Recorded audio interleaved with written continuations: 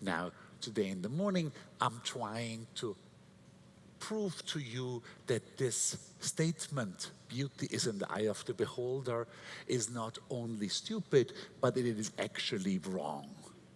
It comes from a 19th century romantic novel, so it was never uttered by some smart philosopher or deep thinker. It really comes out of this novel, and I'll show you how wrong it is.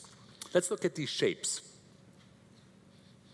Let's see which of these shapes you think is the most beautiful. Who thinks the square is the most beautiful? 0 people.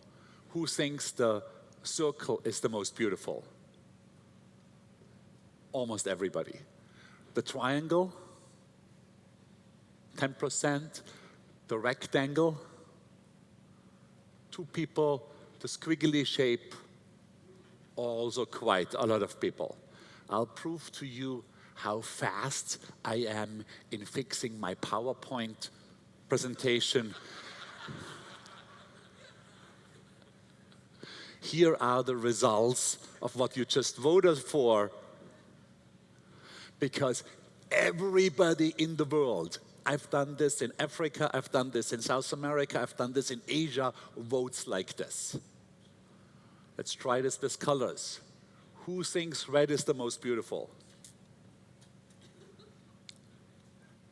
10% blue. A lot of people, about half of you. Green. Still quite a bit. Brown. 0 for brown. 0 for brown. Yellow. 20%. And purple. Also about 30%. Here are the results. Blue wins by a lot.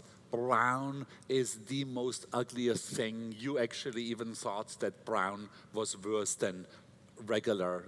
There was 0 hands voting for brown in this case. So what you're looking at here is the ugliest thing possible. The brown rectangle. Now, what does architecture learn from this? They are everywhere. By the way, this is not something that I particularly picked as the ugliest thing. This is America's foremost architectural firm, SOM. These are the guys who built the World Trade Center and so on. Now, let's say, this is in Indianapolis, let's say you're an architect and you have to build a skyscraper next to this little piece of shit. What would you do?